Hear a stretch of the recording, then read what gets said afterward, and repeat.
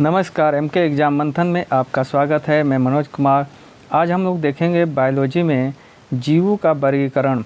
इसमें कई वीडियो बन चुके हैं। आज जो है यह नेक्स्ट वीडियो है जिसमें हम लोग देखेंगे प्रोटिस्टा और फंगी जो किंगडम है, उस किंगडम के बारे में कि इसका विभाजन किया गया है किस आधार पे।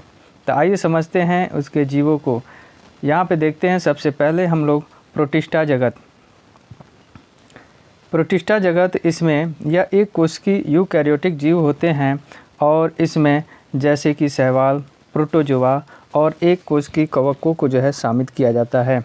एक कोशिकीय कवक के रूप में क्लोरेला, यूग्लिना, इसके अलावा ट्रिपनोसोमा जो नींद की बीमारी का कारण बनता है। साथ ही प्लाज्मोडियम, यह प्लाज्मोडियम जो है मलेरिया रोग का कारक होता है।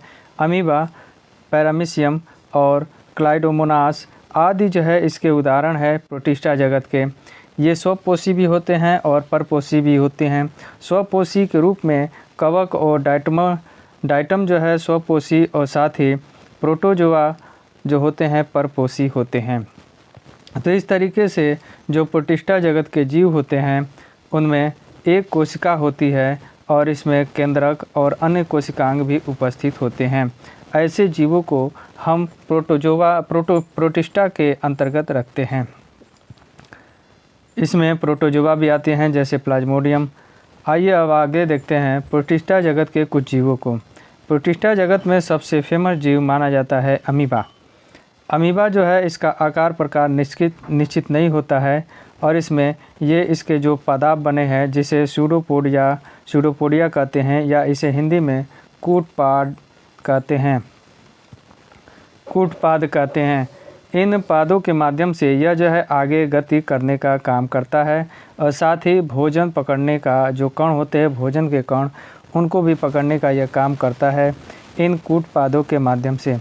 इसके अलावा यह भी कहा जाता है कि अमीबा की जो है कभी मृत्यु नहीं होती, क्योंकि यह 2 भागों में अपने आप को विखंडन विधि द्वारा कर लेता है और इसके कारण से एक अमीबा से 2 अमीबा का निर्माण हो जाता है और इस तरीके से ये बीच में, जिसके कारण से आधा केंद्रक इधर और आधा केंद्रक दूसरे तरफ चला जाता है। इस तरीके से 2 अमीबा का निर्माण होता है। इसमें आप लोग देख पा रहे हैं स्पष्ट रूप से इसमें न्यूक्लियस होता है। इसके अलावा एंडोप्लाज्म या आंतरिक द्रव्य होता है और यहाँ पे एक्टोप्लाज्म और एंडोप्लाज्म दोनों मिला के जो है साइटोप्लाज्म या कोशिका द्रव्य कहा जाता है। इसके अलावा ये देखते हैं स्यूडोपोड या जिसे कूटपाद कहते हैं। इसमें फूड वैक्यूल पाई जाती है या खाद्य रिक्तिका जिसमें भोजन संचय होता है। इसके अलावा सेल मेम्ब्रेन होती है और इसमें सेल वॉल नहीं पाई जाती है क्योंकि यह जंतु की कैटेगरी में आता है। इसके अलावा इसमें क्रोंकाइटाइल वैक्यूल या संकुचनशील आपकी धानी पाई जाती है और वाटर ग्लोबुलस पाया जाता है। साथ ही ये न्यूक्लियस जो पूरे अमीबा पे नियंत्रण करने का काम करता है। अमीबा प्रोटिस्टा जगत का जो है महत्वपूर्ण एक प्राणी है और यह तालाबों, झीलों आदि में पाया जाता है। अमीबा के भीतर संचरण करने के लिए यानी कि गति करने के लिए कूटपाद ये पाए जाते हैं, जिसमें अपना भोजन प्राप्त करने की भी शक्ति होती है, यानी इसी के द्वारा भोजन प्राप्त करता है। अमीबा के पादाप इसे भोजन ग्रहण करने में सहायता करते हैं। आइए अब आगे देखते हैं। अमीबा के अलावा अमीबा में जो है एंट अमीबा हिस्टोलिटिका और एंट अमीबा ज़ुइलज़ेलिस ये जो है मनुष्य में रोग के कारक होते हैं। जैसे एंट अमीबा की बात करें तो एंट अमीबा यह प्रजाति मनुष्य में हानिकारक साबित होती है, जिसमें मानव के कई तरह का रोग पैदा करती है। जैसे एंट अमीबा होता है यह पेचिस पैदा करता है, साथ ही पायरिया का भी कारण होता है। इसकी एक साधारण प्रजाति को हिस्टोलिटिका कहा जाता है, यानी एंट अमीबा हिस्टोलिटिका आपके पेचिस पैदा करता है और एंट अमीबा ज़ुइलज़ेलिस यह दांतों में यानी मसूड़े में जो है सड़न उत्पन्न करता है। इसका आकार व बनावट अमीबा के समान ही होता है। अधिकांशतः ये प्रदूषित जल में पाए जाते हैं। यदि मनुष्य इस जल का सेवन करता है तो वह भी संक्रमित हो जाता है और उससे जो है पेचिस हो जाती है।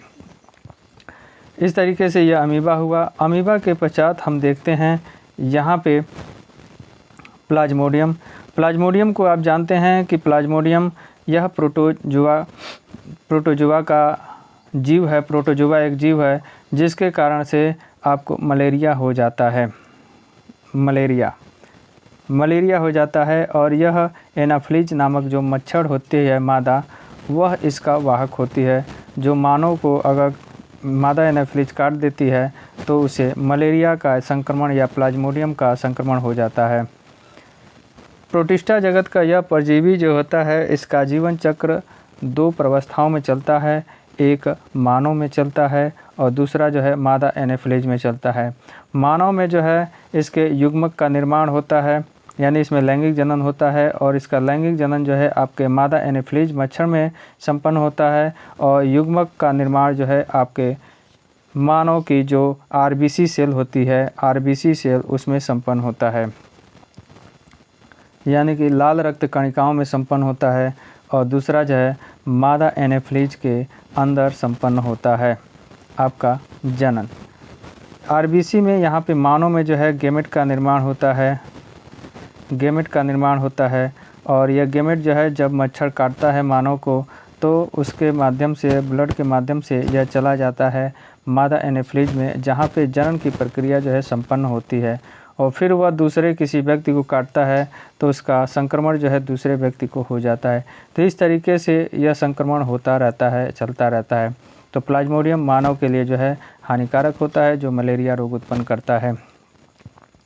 आइए अब आगे देखते हैं। प्रोटिस्टा जगत के जीव के अंतर्गत यूग्लिना जो है एक महत्वपूर्ण जीव है। यह जीव गंदे स्थानों जैसे नाले, गड्ढे, पानी आदि के जलाशयों में पाया जाता है। इस जीव का बाहरी आवरण बेहद ही लचीला होता है, जिसे पेलिकल कहा जाता है। यह प्रोटीन से निर्मित होता है और परासरण नियमन के लिए इसमें धानी मौजूद रहती है, जो प्रायः संकोचशील या कंगटाइल होती है। यहाँ पे आप लोग देख रहे होंगे यूग्लिना का जो है इस तरीके से चित्र। यूग्लिना ऐसा जीव होता है जो इसे पादप और जंतु के बीच की कड़ी कहा जाता है, क्योंकि इसमें हरा पिगमेंट करके होता है जो भोजन निर्माण में सहायक होता है। सूर्य की प्रकाश की उपस्थिति में या प्रकाश संश्लेषण की क्रिया कर लेता है। ये देखिए, ये क्लोरोप्लास्ट इसमें होता है। साथ ही इस क्लोरोप्लास्ट के कारण है ये प्रकाश संश्लेषण क्रिया करता है। इसमें न्यूक्लियस होता है। यह एक कोशिकीय ही जीव है और यह फ्लैजिला जिसके माध्यम से यह गति करने का काम करता है। तो इसमें क्लोरोफिल होने के कारण यह भोजन का निर्माण कर लेता है दिन के समय प्रकाश की उपस्थिति में, और जब इस प्रकाश नहीं रहता है तो रात के वक्त अगर इसे भोजन की ज़रूरत होती है तो यह जिस तरीके से जंतु या अमीबा व्यवहार करके भोजन करता है उसी तरीके से यह भी कर लेता है। इस तरीके से यह जंतु और पादप दोनों का व्यवहार करता है, इसलिए इसे जंतु और पादप के बीच की कड़ी कहा जाता है। आइए अगला देखते हैं जगत फंगाई या फंगी जगत या कवक जगत। इसमें जो है वे जीव सम्मिलित होते हैं जो प्रकाश संश्लेषण या फोटोसिंथेटिक की क्रिया द्वारा अपना भोजन स्वयं तैयार नहीं कर पाते हैं, लेकिन ये पौधे जैसे दिखाई देते हैं। कुछ कवक जैसे पेनिसिलियम अपघटक होते हैं और मृत पदार्थों से पोषक तत्वों को जो है ग्रहण करते हैं।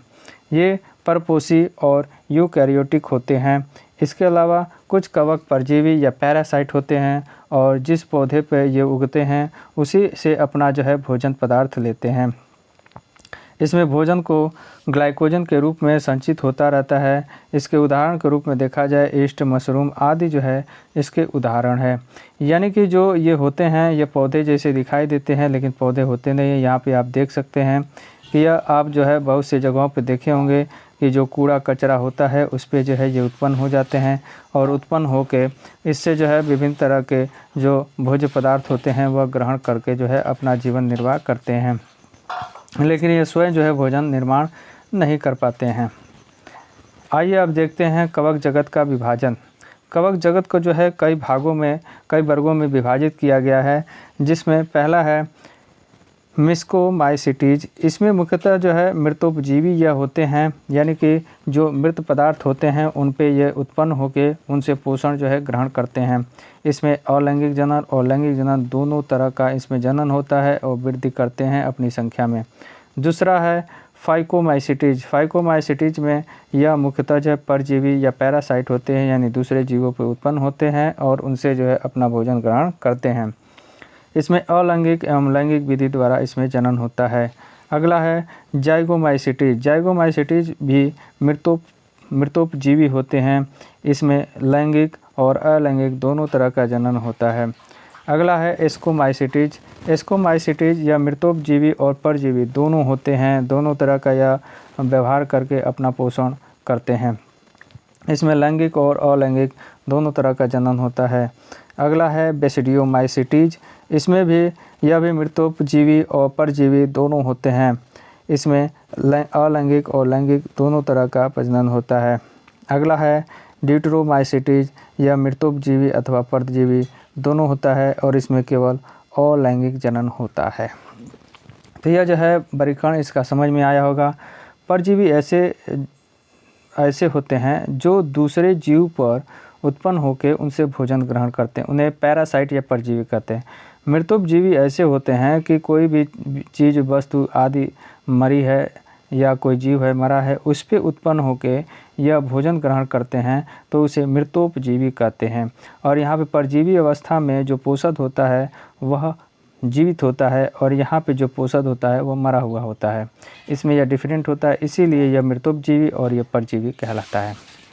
आइए इसके कुछ वर्गीकरण का जो है विस्तार से थोड़ा देख लें इसके बारे में। फाइकोमाइसिटीज की बात करें तो ये गीले एवं आर्द्र स्थानों पर पाए जाते हैं, जैसे सड़ी हुई लकड़ी अथवा सीलन युक्त स्थान जो होते हैं वहाँ पे ये उत्पन्न होते हैं।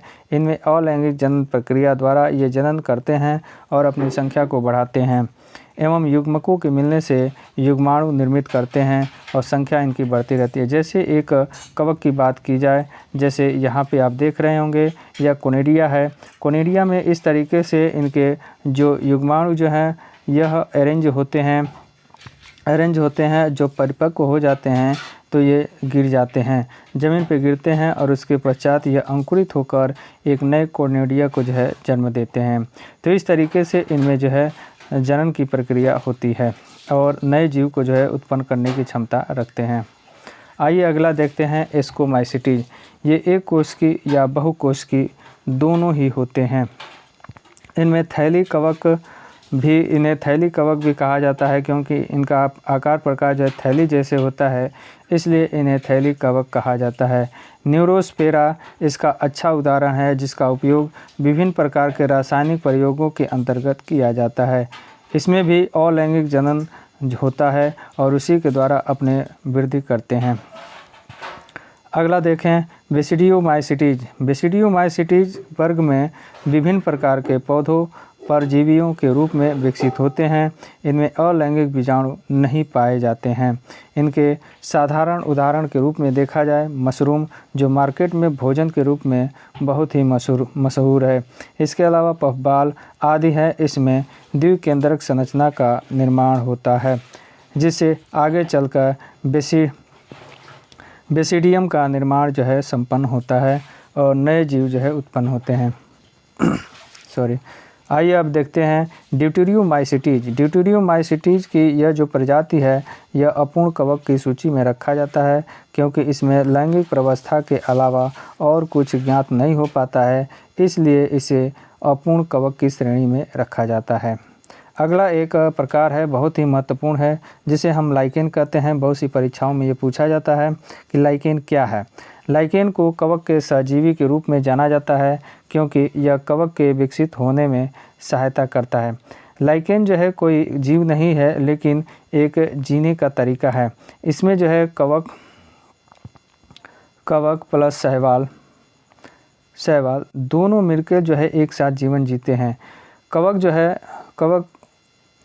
कवक उत्पन्न होता है और इस पे जो है नीचे से यह भोज्य पदार्थ खनिज आदि जो है ग्रहण करता है और इसके ऊपर जो है शैवाल जो है उत्पन्न हो जाता है, जिसके कारण से शैवाल सूर्य प्रकाश ग्रहण करता है और नीचे से यह विभिन्न प्रकार के खनिज पदार्थ और जल देता है, तो यह भोजन का निर्माण करता है। भोजन का निर्माण करके ये कवक को देता है और साथ ही यह जल और खनिज पदार्थ देता है, जिसके कारण से यह भोजन बनाता है। इस तरीके से यह भी कुछ दे रहा है और ले रहा है, यह भी कुछ दे रहा है, ले रहा है।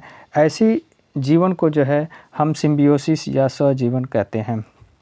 इसके अलावा लाइकेन जो है उन स्थानों पे पाए जाते हैं जहाँ पे प्रदूषण की मात्रा बहुत कम होती है या प्रदूषण नहीं होता है। अगर जहाँ पे प्रदूषण हुआ वहाँ से लाइकेन जो है गायब हो जाते हैं, तो यह प्रदूषण सूचक भी कहे जाते हैं।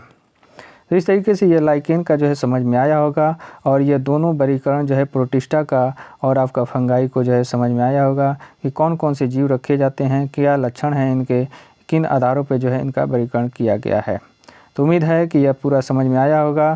तो इसी के साथ मेरा यह वीडियो यहीं पे समाप्त होता है। मेरे वीडियो को लाइक करिए, शेयर करिए और चैनल को सब्सक्राइब कर दीजिए। नमस्कार।